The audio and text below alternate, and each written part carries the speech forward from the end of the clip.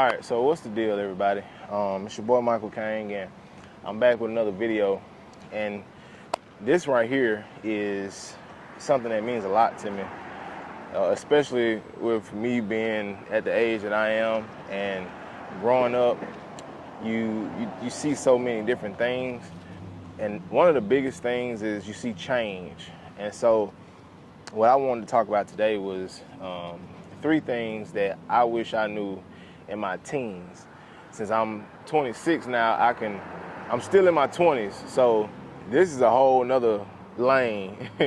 But you know, when you're in your teens, it's a lot of things that happen, and I'll probably end up making like part 2, 3, 4, 5, because there's a lot of different things, and I think that goes just to show how much change you do see in life. So bump all that, we'll get to it.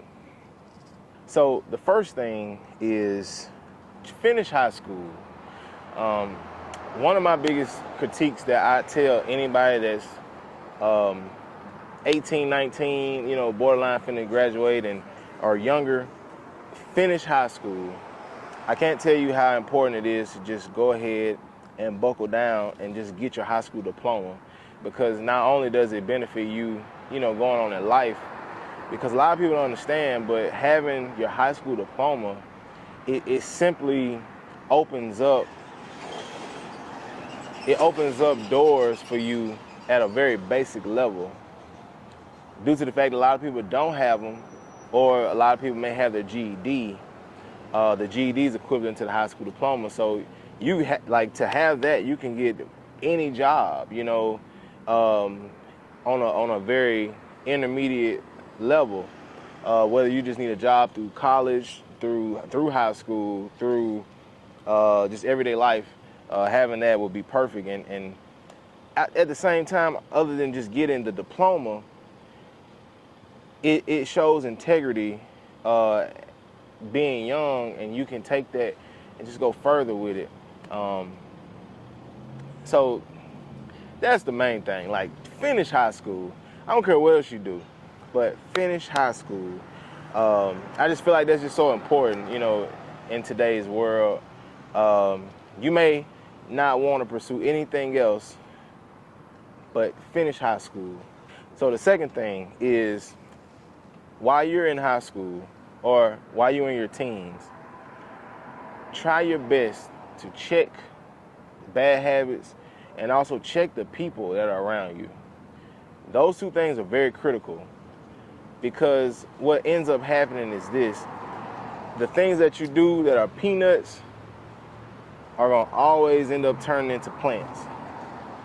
So when you think something is so small that you might do, you can get away with it, etc., it ends up turning into something huge as time goes on.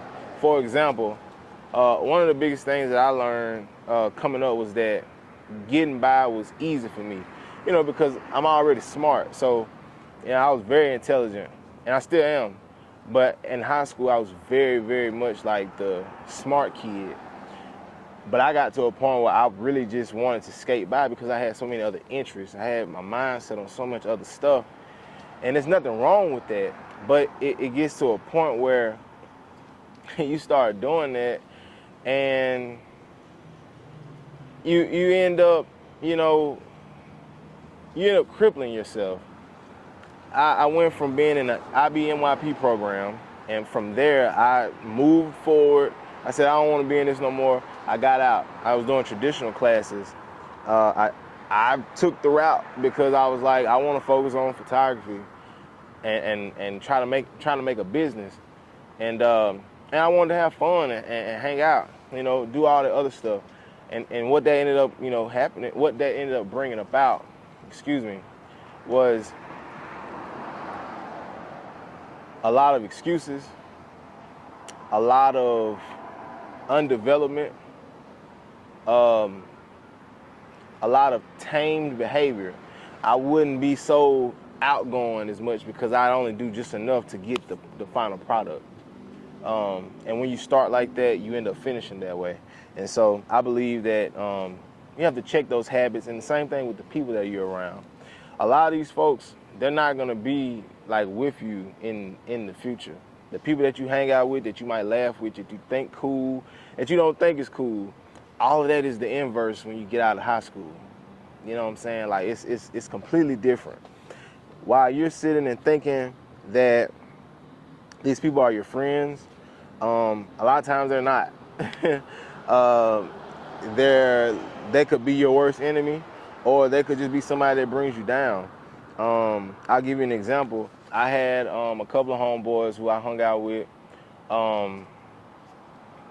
Maybe 3 of them to this day. Like, I know I hadn't talked to them in a while, but if I went back and talked to them, like, it'll be like ain't nothing happened. You know, it'll be just a recap, catch up of life. But then these other guys that were part of that same crew, you know, like all they wanted to do was smoke, drink, party, talk about females, you know, just a lot of undeveloped, you know, stuff that's just not gonna get you nowhere for real. And it probably brought some clout, you know, but it didn't really bring like no substance. And so in high school and when you're young in your teens, you feel like, you know, that's cool. Like and it ain't nothing wrong with being cool, but it's also a problem when you're not productive. You know, it's a problem. Like, and these years pass you by so fast. And I can say that, and I know that, and I'm 26. So it's like I was just in high school, you know what I'm saying? Going on 7 years. So it's kind of like, ooh, I think going on 8, I think. I'm getting old. But the last thing too is if you have a passion, take that passion and squeeze it out, wring it out. You know what I mean? If God gave you a gift, do it. Go for it. You know what I'm saying? Another example, I was in high school, I was in my teens, I might have been maybe like 17, and I made a decision that I was gonna get out of IBNYP classes. I was gonna take traditional classes, so that way I could have more focus to put on my business and my art. Now, granted, that was a situation within itself, similar to what I just spoke on, but it still gave me like this feeling of like this I'm ambitious, and this is something that I love to do, and so I want to be able to take what I love to do and not also monetize from it, but I want to be able to like express myself in my artwork, and I was able to do that. And this kind of goes back to the second thing I spoke on. When you have a passion, you want to be able to take that passion and do something positive with it.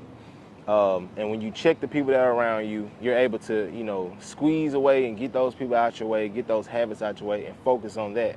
If you are a hooper, a football player, you can go for that. If you're a gymnast, is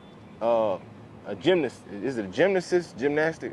Ooh, boy, I'm talking about school. I might need to be back in school.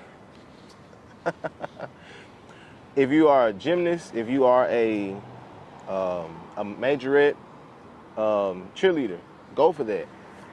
If you're in Glee Club, you're in the Science Club, you are a mathematician club, drama, whatever those things are, push for them, you know, and know that what your passions are is what you should pursue.